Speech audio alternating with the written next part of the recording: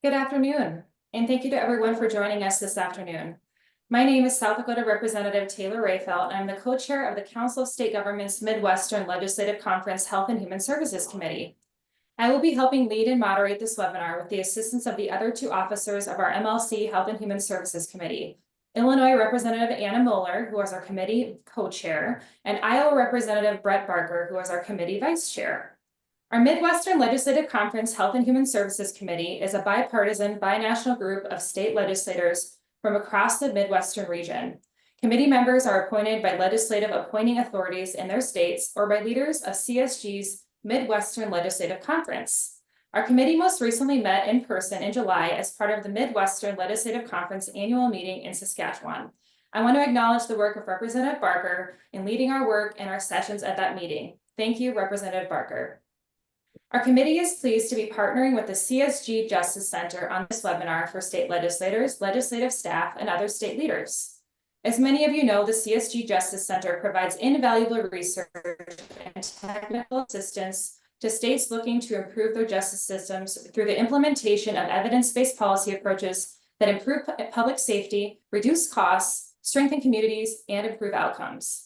The CSG Justice Center has many well-respected experts covering a wide range of policy areas in criminal justice. Joining us as featured presenters are two of those experts on the topic for today's webinar: how states can leverage Medicaid funds to reduce recidivism and improve health outcomes. I am now going to bring my fellow committee co-chair, Illinois State Representative Anna Moeller, to introduce our two CSG Justice Center presenters. Thank you. Thank you, Representative Rayfelt. As we're going to learn, states have some new opportunities to leverage federal Medicaid funding and enact policies that improve access to health services and support successful reentry for individuals leaving incarceration. These new opportunities have the potential for our states to reduce strains on our budgets while also improving public safety and transforming lives. To help us better understand these opportunities and policy options for us as state leaders, we are going to hear from CSG Justice Center's Alex Ruth and Stephanie Uberall. Alex Ruth is the Deputy Program Director for Health Policy at the CSG Justice Center. She oversees the strategic direction, quality, and impact of projects at the intersection of justice, Medicaid, health, and housing, including the development and delivery of training and technical assistance for a wide range of state policymakers. Prior to joining the CSG Justice Center, Alex served as the Justice Administrator for Arizona's Medicaid agency. Alex played a key role in strategic direction and implementation planning of Arizona's 1115 reentry waiver and the state's reentry program. Alex modernized outdated justice policies, improved data to support meaningful outcomes for citizens reentering their communities, and presented on statewide justice strategies to local and national leaders. Alex also has experience in managed care as a justice system liaison and reentry coordinator. She has served as a psychometrist and mental health evaluator in the Maricopa County jail system and has worked with youth involved in the justice system. Stephanie Uberall is the Deputy Program Director of Corrections and Reentry at the CSG Justice Center. She works with states and counties to improve outcomes for youth in the juvenile justice system. She has extensive experience with youth and families involved in the justice system through direct service, research, technical assistance, and program design. To start, I will turn the webinar over to Alex Ruth for the first of these two presentations. Thank you so much, Representative Moeller, and thank you all for joining us today. It's so great to see so many leaders from state Medicaid agencies, corrections departments, policymaking bodies. It just tells me that Medicaid and more specifically, Medicaid-funded reentry strategies have made their way into the national spotlight, and I'm just grateful for the opportunity to present on these important and rapidly evolving federal policies. I'm wondering, Greg, if you could pull up the slides at this point in time as we discuss. So our session today is around how states can use Medicaid strategically to both support people returning from incarceration and to strengthen public health and safety. My colleague Steph and I will be walking through what's newly required, what's optional, and most importantly, where the real opportunities lie for states to act. Next slide, please.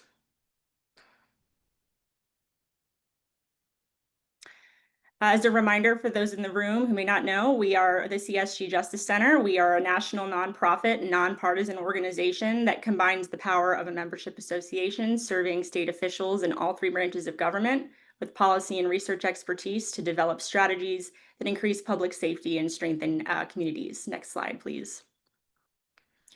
And we do a lot of work to bring people together. We drive the criminal justice system, the criminal justice field forward with original research. We build momentum for policy change, and we provide expert assistance. Next slide, please.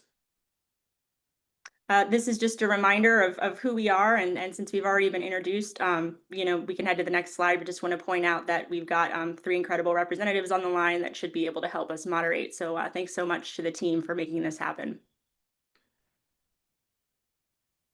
And Greg, would you like to lead us in a poll?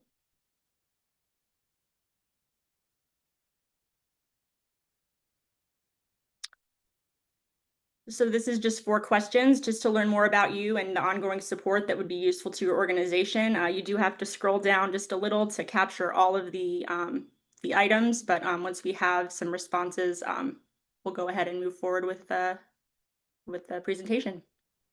I'll let you know when we're about 0.5% at participation for the poll. All right. Thanks. And I'll give you an opportunity to kind of share insights too. Thanks so much, Greg. No problem.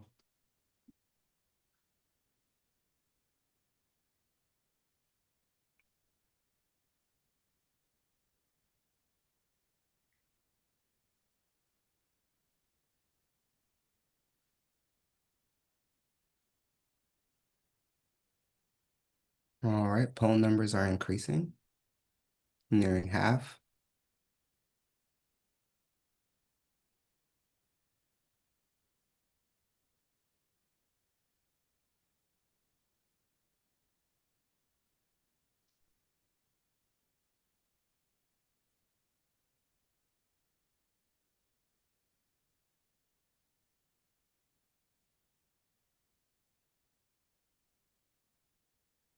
All right, we're at 70% completion. Great. Thanks so much, Greg. Yeah, it's looking like we have a wide spread of folks on the call. It's great to see so many people represented from all different areas across the nation.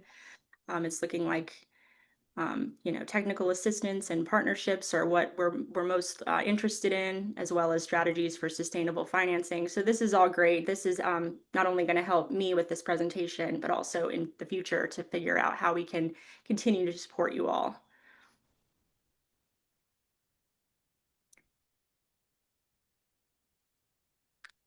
All Okay. right, the poll has been open for 2 minutes. I'm going to go ahead and end the poll now. Thanks so much to everyone who responded. Really appreciate it. And let's share the results.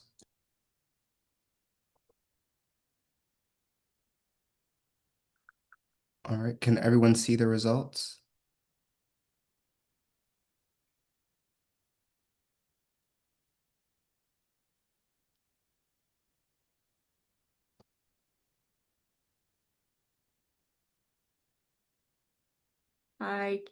I can see the results. Yes. Thanks, Greg. Okay. All right, so to the first question, looks like primarily we have a lot of community-based organization and reentry providers, a lot that may fit in the other category. I wish we could have added a please specify to this question. Moving on to where are we located? Pretty much across the nation. All right, a nice representation across the states. Wisconsin leading the pack. I love it. Love All it. right. Which type of support would be most helpful to your work? It looks like we have the highest at being unknown, but No, wait, actually, we see the highest at building partnerships across corrections, Medicaid, and community providers. And then a tie between strategies for sustainable financing through Medicaid and evidence/case studies from other states and jurisdictions. All right. Thanks, Greg. That pretty much checks out.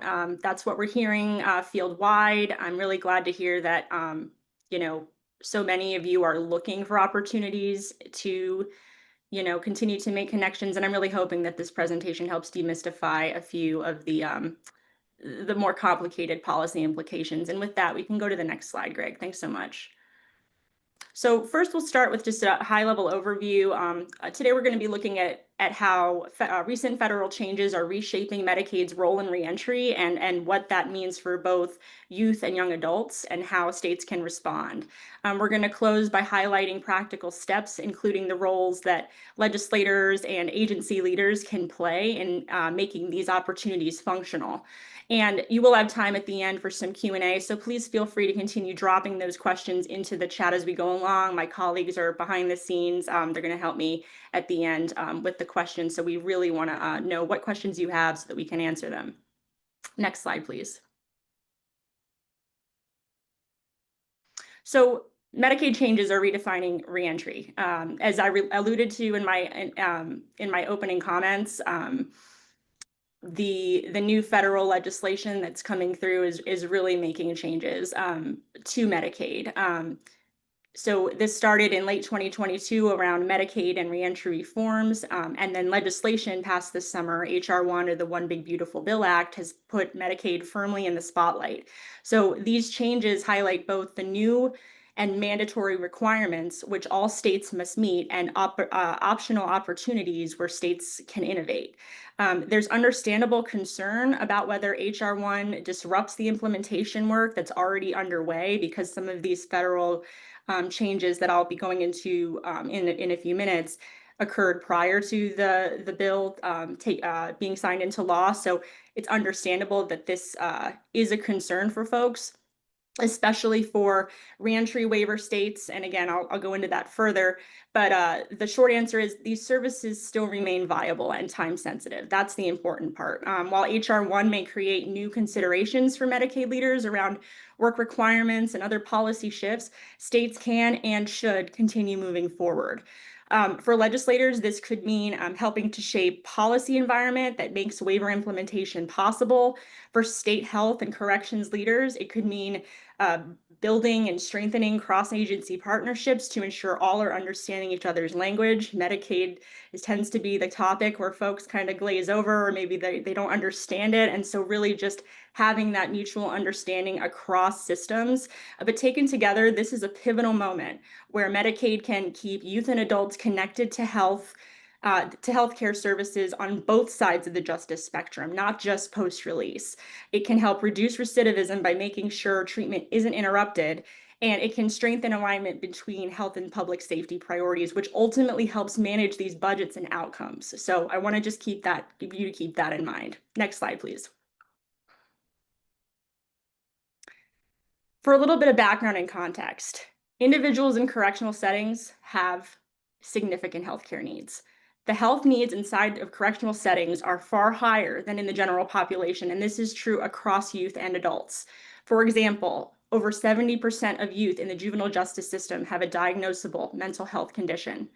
Youth who have been in foster care face overlapping risks with having had when they have had contact with the justice system, in addition to being in foster care, the majority by age 17. I mean, that's a huge number. Among adults, 65% of people in prison live with a substance use disorder, and nearly 2/3 report active drug use right before arrest. These numbers demonstrate why Medicaid coverage and continuity of care matter so much. Without deliberate state action, these are exactly the kinds of people who are going to fall through the cracks.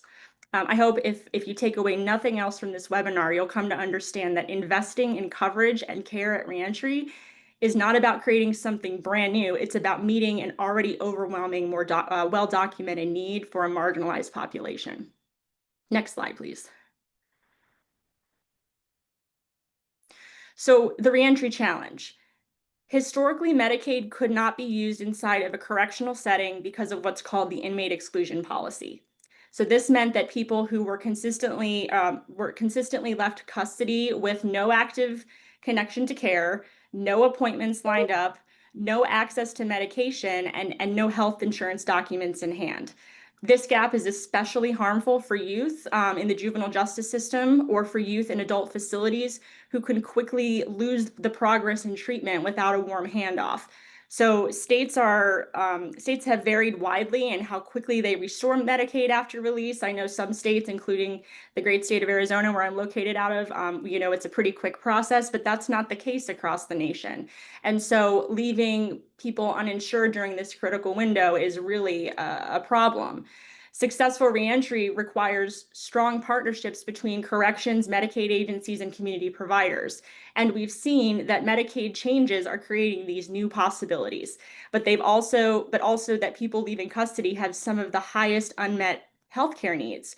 So the challenge for the states is clear, from my opinion. If we fail to connect coverage and care at this moment, we miss both a public health opportunity and a public safety one.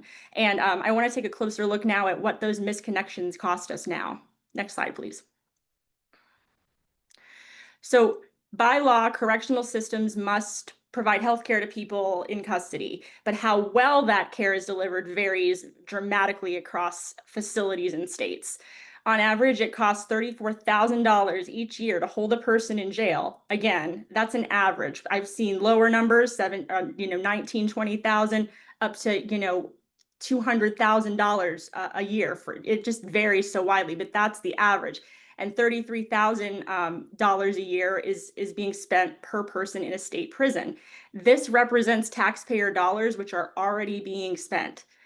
Of that amount, about $5,700 is tied directly to healthcare costs per person behind the wall. And post-release, the issue is that these dollars are often spent inefficiently, covering episodic emergency care inside facilities, rather than connecting people to community-based providers who could support them in long term. And so Medicaid offers a way to shift from this reactive spending behind bars to proactive care that continues after release, which not only supports better health outcomes, but reduces reincarceration. Next slide. It's also worth noting that most people leaving custody are eligible for Medicaid, and most would already qualify. Some go into jails and prisons already, eligible and qualified for Medicaid. So in states that expanded Medicaid, most incarcerated adults are eligible, and at least 1 in 4 under community supervision were already enrolled in Medicaid before custody. And then conversely, among youth, 60% of those in jail or juvenile detention were likely enrolled in Medicaid. So this means that the challenge isn't Medicaid eligibility, but ensuring that Medicaid continuity and most of these people are already in the system. States just need the policies and procedures and processes to keep them covered as they move through the justice system. And this is why the federal policy changes we'll discuss next are so critical, because they create the stability that these individuals have been missing for so long. Next slide, please. So as I alluded to, federal policy is here, and it's opening new doors for Medicaid and corrections. The federal government, specifically the Centers for Medicare and Medicaid Services, or CMS, has recognized the utility of prioritizing these justice-involved populations. Medicaid is being intentionally designed with justice-involved populations in mind. And what this means for states is the door is open, and the question is how to use Medicaid as a reentry tool, not just a health coverage program. So my colleague Steph is going to walk you through specific youth requirements because she's our juvenile justice expert. So for now, I'll just note that states face both new obligations and new opportunities. Thanks, Alex. Next slide, please, Craig. Okay, We wanted to share some of the context where we see opportunities to support cross-systems collaboration between Medicaid, juvenile justice facilities, and behavioral health agencies, including some historical acts that passed that inform today's Medicaid webinar. So first, back in 2018, the Support Act was passed, which is now law, and it was a really critical step in supporting the integration of juvenile justice and healthcare, as this law provides opportunities and incentives for states to ensure young people leaving juvenile justice facilities will be better connected to health services when they leave and return home. More specifically, the law requires that states do not terminate Medicaid when a young person comes into a public institution, and instead that the youth's Medicaid is suspended. Before, when Medicaid was being terminated, this created a lot of challenges, processes, and delays that resulted in a young person not being able to access healthcare services upon the day of release. And this really creates a critical barrier in tangible items that young people need to be able to do, like go to the doctor, get their medication, basic healthcare things to help support their reentry back home. So instead of terminating, states should now be suspending, which again alleviates some process, as states do not have to do a new application. They just have to do a redetermination of eligibility, and allows young people to get connected to Medicaid upon release. This law also includes the provision that any eligible youth in a juvenile justice facility or were formerly in the foster care system must it's turned on and be restored. So just to summarize, these requirements from 2018 were really to help ensure states are suspending Medicaid, and that Medicaid is turned on before they leave a facility, so that they can get some of their healthcare needs met immediately in the community, like going to the doctor, enrolling in community-based services, things like that. Next slide, please. Sorry, go back to 14.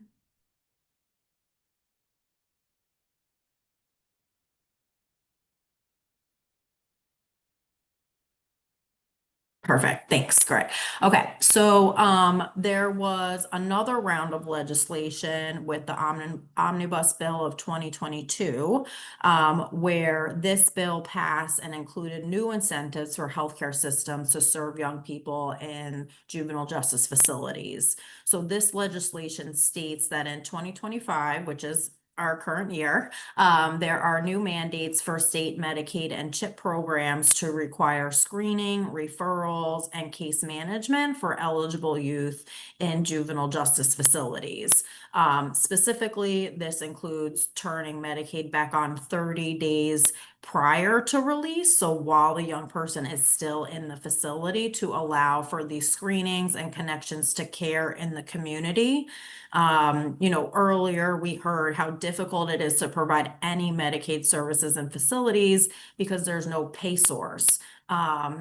And so what ends up happening in practice is either the state or the county is paying for these services, which could now be covered by Medicaid, or the young person is not receiving any of these services while they're in the facility. It really varies across counties and states and even facilities. So now we have a more reliable pay source available with this new opportunity. So now states have the option to draw down on federal funds and ensure that these services are funded.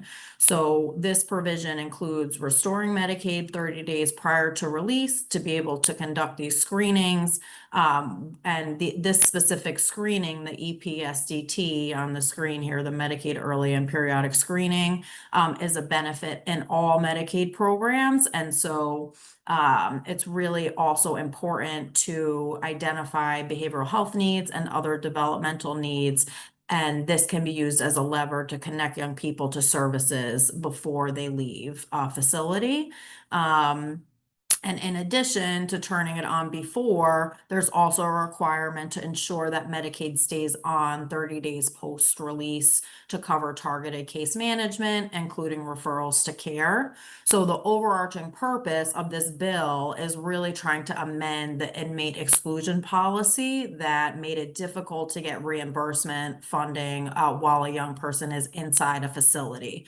So what's really great is now Medicaid can help young people access medication, care coordination, and other services they need to support a successful transition home. Next slide, please. Next slide.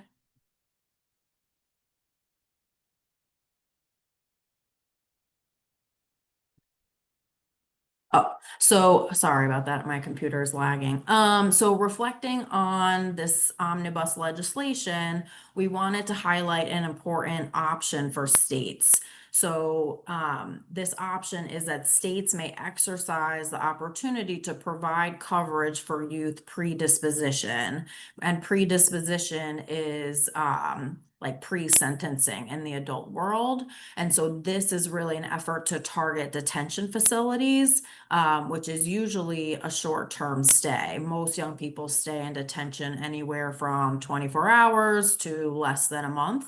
But it's also a really critical time to intervene with behavioral health supports and ensure there's continuity of care, because not only are detention stays short, youth are often released from detention with very little notice, which makes the process of restoring Medicaid much more difficult for all the agencies involved. So instead, states could decide to include this option in their state plan that keeps Medicaid on, reduces processes, and ensures young people have access to services while they are detained.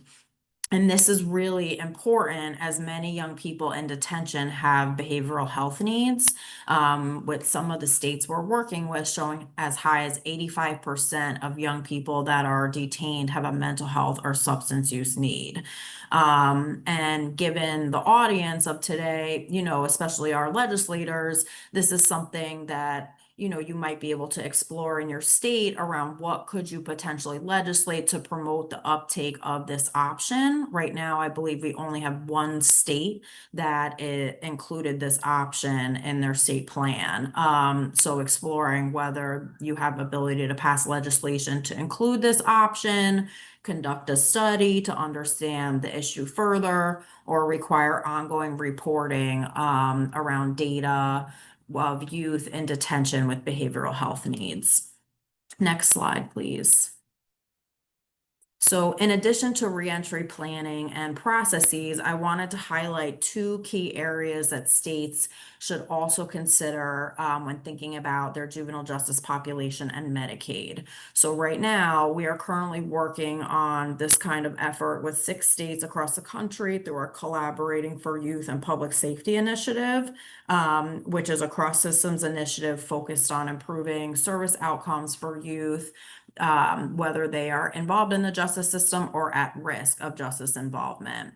So first, across the states we've worked with, we realize many states have not included evidence-based services in their state plan that target this juvenile justice population. So things like functional family therapy, multisystemic therapy, and instead these services are being funded with state dollars. And so this is a missed opportunity for both cost savings for the state and also ensuring youth and families have access to effective services without justice involvement.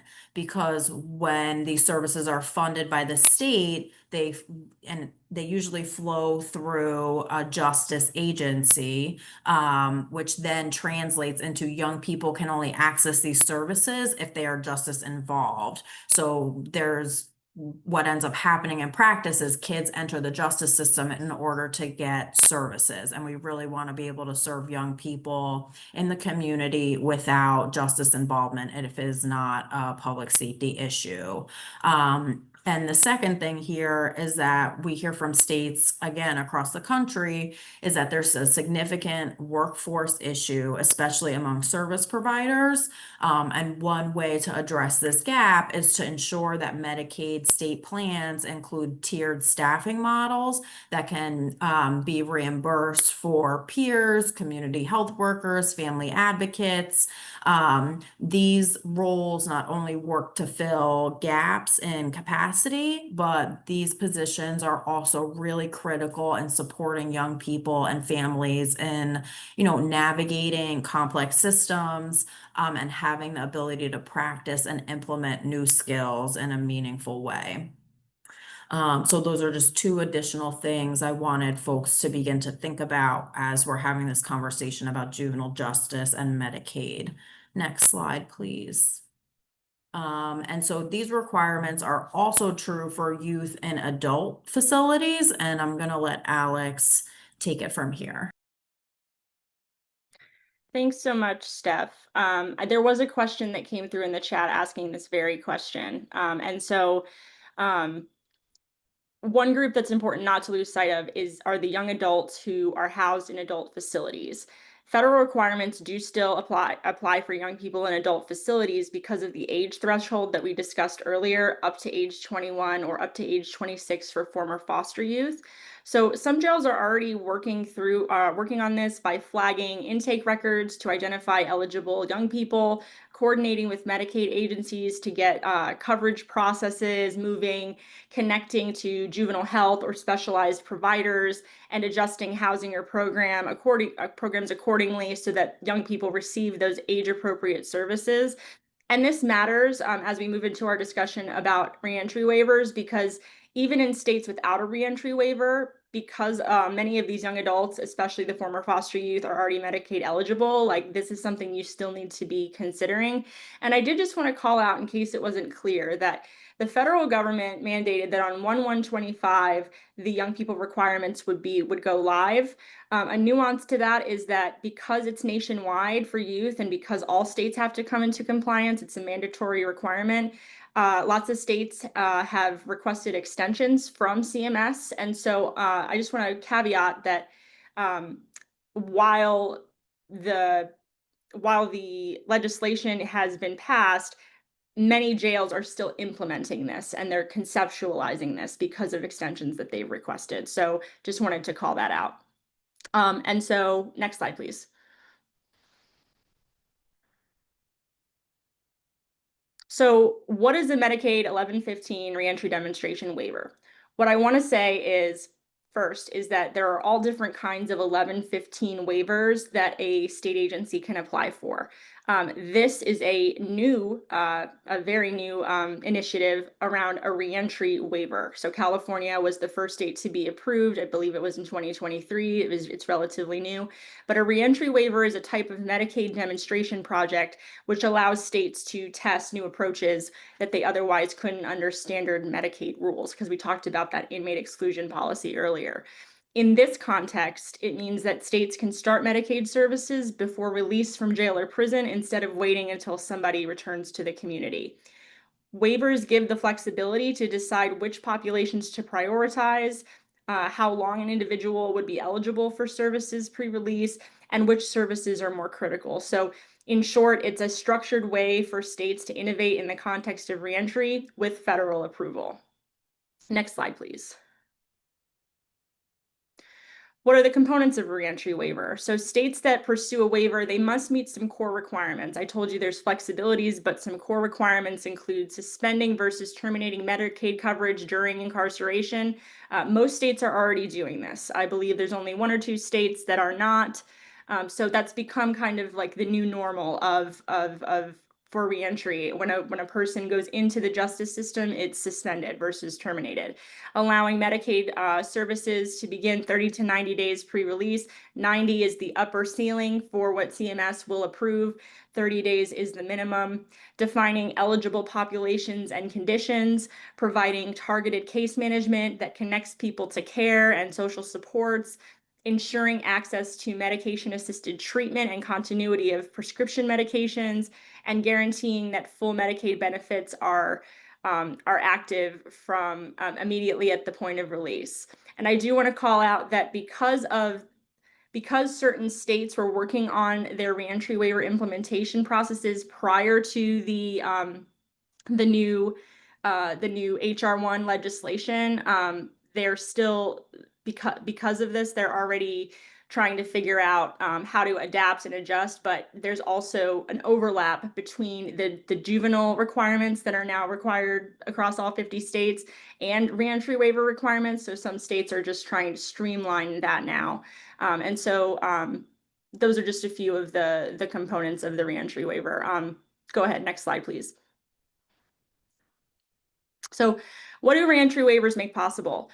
Without a waiver, people often leave custody with little or no support pre-release, which leads to increased emergency room visits, which cost a lot of money, relapsing, or becoming rearrested. With reentry waiver approval, care can begin while someone is still in custody. And this includes robust referrals and linkages to support. So we talked about the youth before. This opportunity is specific to adults. It's Medicaid coverage switches on as soon as the individual releases, and proactive, sustainable connections are made prior to release. States that have begun implementing the reentry waivers are already seeing fewer emergency room visits, better continuity of care, more stability, lower rates of recidivism. So by leveraging the permissions and the flexibilities under the reentry waiver, states can design smarter systems that save money and provide real opportunities for long-term stability. I also want to call out that CMS has reiterated that this reentry initiative is core to the mission of Medicaid, so it's designed to be cost neutral. So this means that additional costs must be offset elsewhere to maintain that budget neutrality. These dollars exist, but again, it's not something that we're adding more money to. It's intended to be cost neutral, and the federal government is aware of that. Next slide, please. So I figured it would be helpful to show a visual of the status of approved and pending reentry waivers. Approved are in green and pending are in yellow. Reentry waivers are approved in 19 states, and another 9 states and territories have pending applications. So even though each state designs its waiver differently, there's an overall trend. More and more states are using Medicaid to help stabilize a historically underrepresented populations that haven't had these supports and who are cycling in and out of the system. Waivers are shaping the reentry landscape, and with the right strategy and collaboration, like folks on this call can help drive real change for reentry. Next slide, please. Beyond waiver approval and applications, CMS has awarded capacity building grants to dozens of states. These grants are designed to help states prepare for waiver implementation. Like if they're in a waiver state, they could use these dollars to help build infrastructure and systems to support facilities in implementing their young adult requirements. And this means that, and conversely, it means that even in states without an approved waiver, work is happening behind the scenes to build capacity and infrastructure for justice-involved individuals. So if I were in a non-waiver state and I'm trying to conceptualize how to scale up the new young people, the young person requirement that's required, I could use those dollars to help with that capacity building.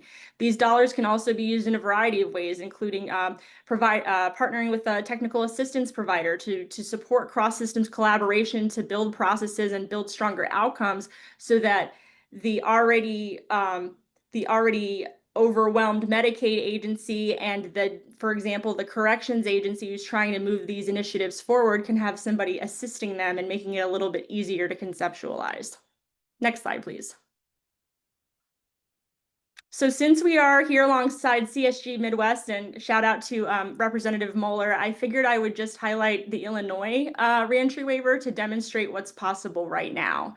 So what may work for Illinois might not work in another state, but what matters is that this can be tailored across states depending on priorities. So in Illinois, we're seeing that they elected to do the 90-day, the maximum period of pre-release coverage.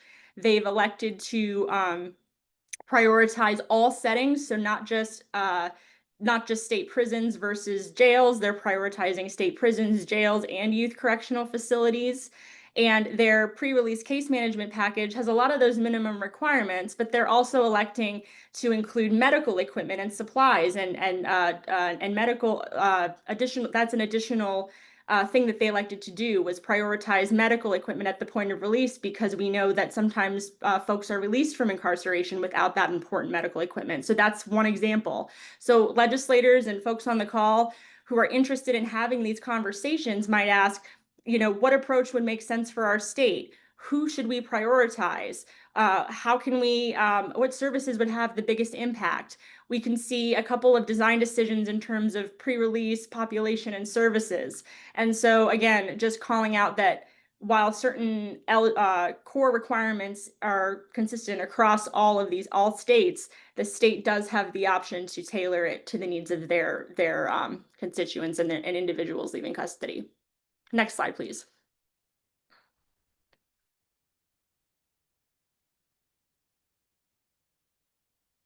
So legislators in multiple states are already shaping this work, and it's not just agency driven. So Minnesota, for example, required both the application for a reentry waiver and the creation of a reentry services working group.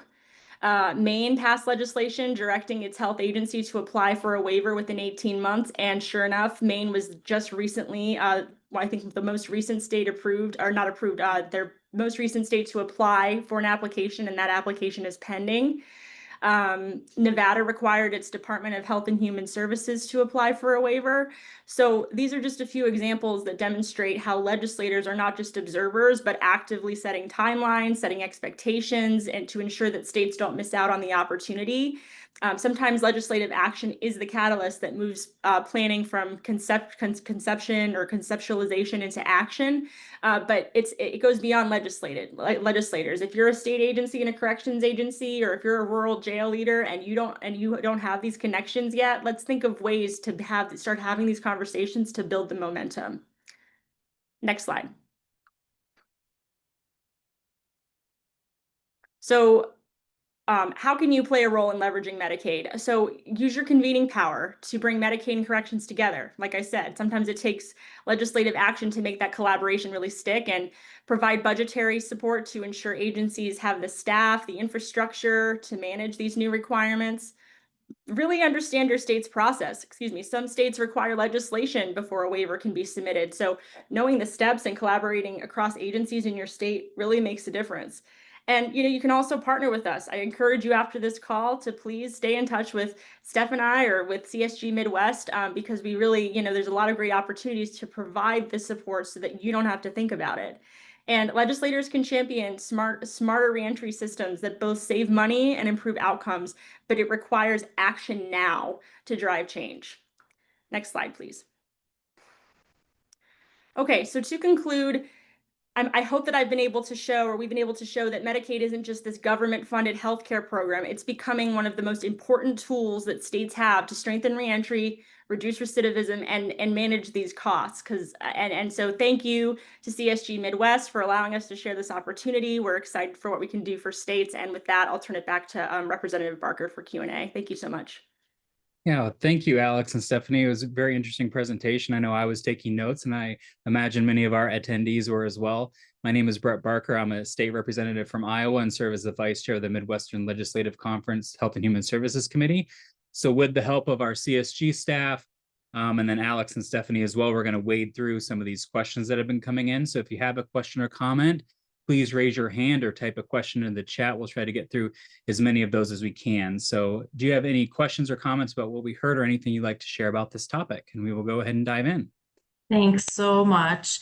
So just to start us off, we did have one question for legislators that came into the chat that I think is a great way to get your opinion on how locals, or what do you all need as state legislators from local communities to really champion this effort? So like a lot of the questions we're getting are, how can locals support the uptake of this kind of approach at the state level? Yeah, and my legislative colleagues certainly feel free to jump in as well, our co-chairs for the committee. So From my perspective, what I find in the legislature is we rely a lot on the experts in the field. And those of you doing the work are our experts in the field. And a lot of times we don't know that there's a problem or there's something going on unless you bring it to us. And then we can dive into it. We can work with our legislative caucus staff and those types of things to try to drive the bus forward. But really bringing that to your elected officials is key. I'd also say knowing what committees have jurisdiction over this is also helpful to try to get it in front of especially the leadership of those committees, or if you have a pre-existing relationship with someone on those committees, it can be very helpful. So in a lot of cases, you may have a Health and Human Services Committee that's going to have jurisdiction there. So I'd certainly recommend that you touch base with those folks. And then building coalitions is key, because to get something done, you're going to want to reach out to your colleagues in other legislative districts to try to build some momentum to get in front of other legislators as well. Thank you. Any other thoughts from the other representatives on this Zoom? I thought Representative Barker hit the nail on the head. That was a great explanation. And yeah, I think we do rely on, I rely heavily on our department staff, and we go through the Healthcare and Family Services department in Illinois to manage our Medicaid program.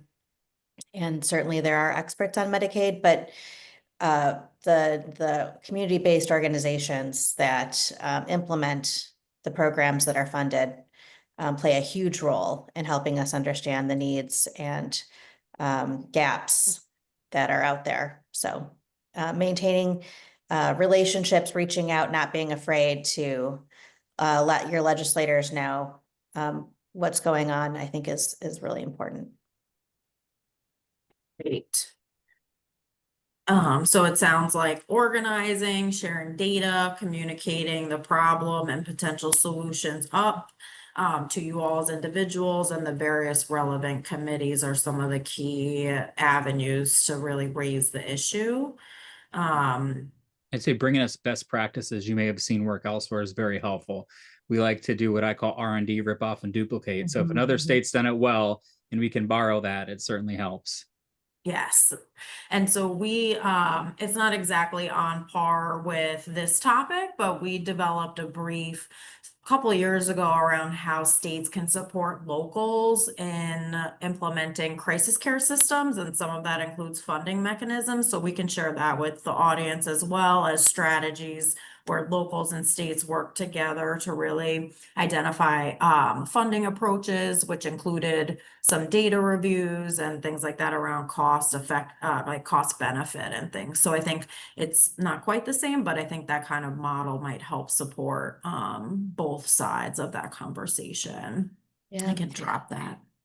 I think that's great. And then just one other minor point that I would add is there are statewide organizations that represent a lot of the different providers that are out there. I always encourage my local providers to, if they're not going to be directly involved in these statewide organizations, at least know who they are and establish some type of relationship, because they're usually the entities that are on the ground in the state capitals working with us on a regular basis, and can really be a great ally and voice to elevate, issues that might be happening at a local level. So I always encourage that.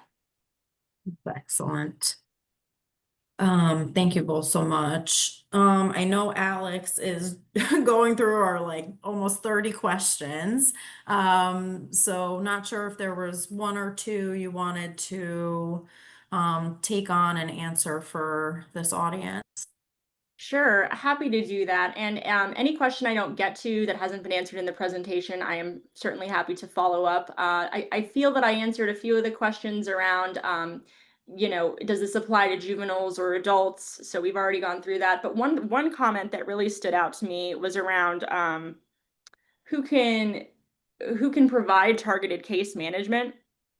It says, who can provide the targeted case management? Our state SPA or state plan amendment says licensed social workers, who are much harder to employ in jails than an MSW. So Yeah, so you're absolutely right. It depends upon the state's plan. Many SPAs require licensed clinical social workers, but CMS does allow flexibility.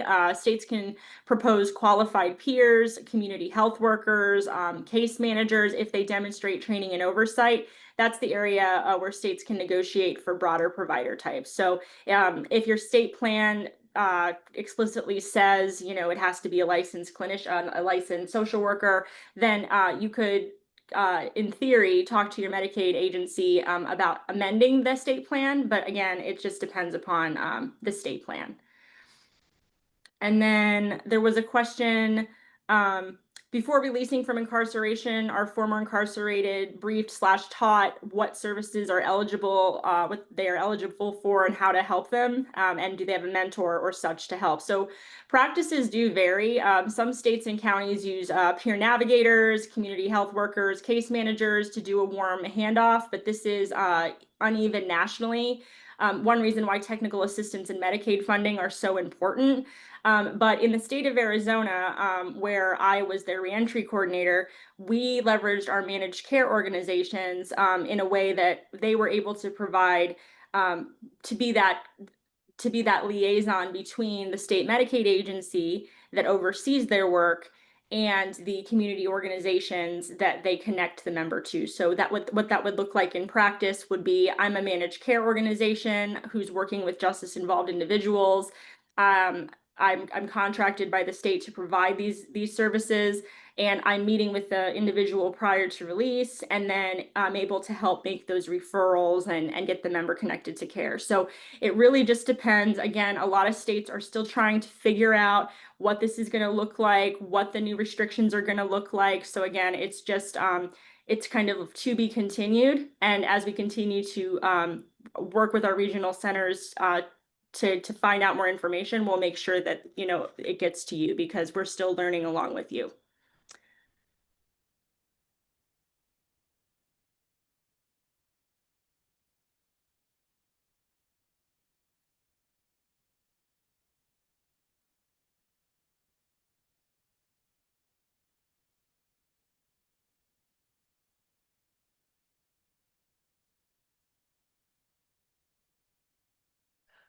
There was one question about slide 15. Do you want to go back to that slide? I think someone wanted to know what state opted in. I'm sure others would like to know, since you said there's only one state so far that's. I think that was for the waiver for the predisposition option, Alex, if you know it off the top of your head. If not, we'll share that information after the webinar. You're on mute, Alex. Thank you. I don't have it on the top of my head. Let me get that information for you after. I just wanted, I was calling that out in the sense of most states are prioritizing the mandatory requirements right now because they asked for that extension and they were in either the not ready or partially ready category to begin implementing youth services right away. And so the reason why a lot of states aren't opting in right now is because they're trying to shore up the mandatory part before they move into the optional part. And so I can almost see maybe in a year or so more states electing for the predisposition, because I can tell you from my experience in Arizona working with a rural sheriff in Yavapai County, that they are interested in predisposition. They're seeing kids who are, you know, that would benefit from this. So I think the conversations are happening, but the reason why there's only one state isn't because other states aren't conceptualizing it. It's just they're not there yet. Thanks, Alex. So we've had more than 35 questions so far. So I know Alex is just going through to see which questions are most relevant to the broad audience we have and that we have the ability to answer in the 7 or so minutes we have left.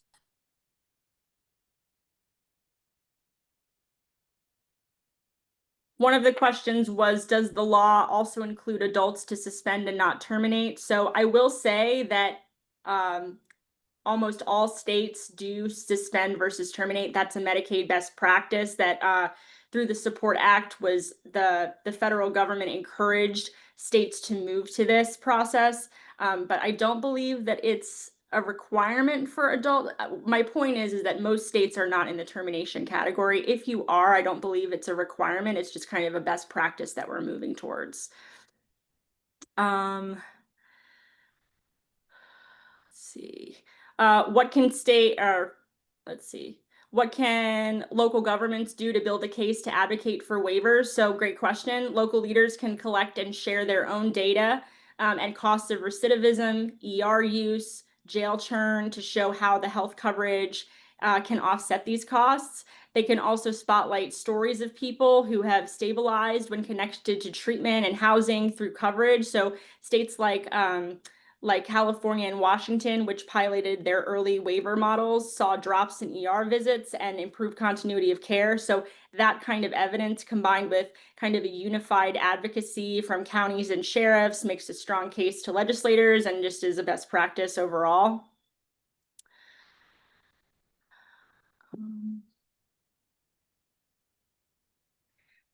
Someone's asking, what is Florida's status regarding this matter? I did not see Florida referenced anywhere. So Florida is not listed in our documentation as being a waiver state. I'm not sure where they are, but again, if you're in the state of Florida and you're working with at the intersection of justice, Medicaid, or behavioral health, if you have that pull or you're able to kind of get connected to those people, then you can ask those questions and say, hey, this is something we're interested in. We want to move it forward.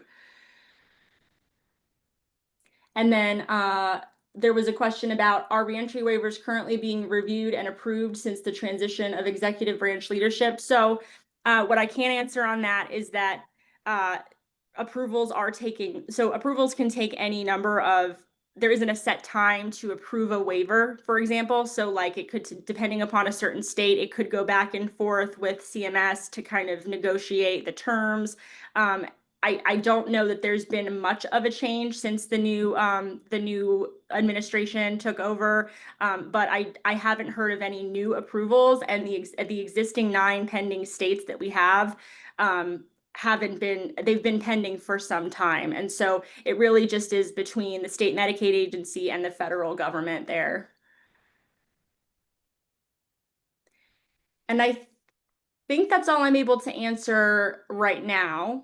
Happy to continue working through these questions. There's so many questions, you guys. I really appreciate everything that you guys are doing and all the questions that you're asking. But in looking at the comments, I'll need to follow up on the rest.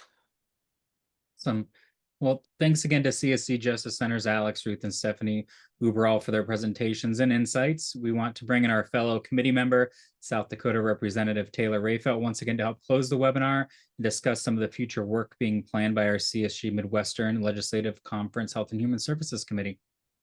Thank you, Representative Barker. Just a few quick notes before we end the webinar.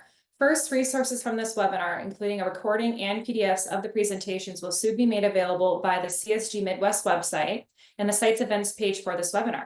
You can navigate to the events page at csgmidwest.org. Also, our committee plans to hold other webinars in the months ahead, as well as develop a new resource for legislators on policy options to contain healthcare costs for states and health consumers. The committee also hopes to host a standalone policy workshop for legislators. We've had a preliminary discussion on the possibility of hosting a workshop on youth mental health. We will continue to alert committee members about these and other learning opportunities. If you need assistance or have ideas for this committee, please contact Tim Anderson, CSG Midwest lead staff person for our Health and Human Services Committee. Tim can be reached at tanderson@csg.org. In the meantime, thanks for all of you for joining us on this webinar, and we hope you have a great rest of your day. Thank you.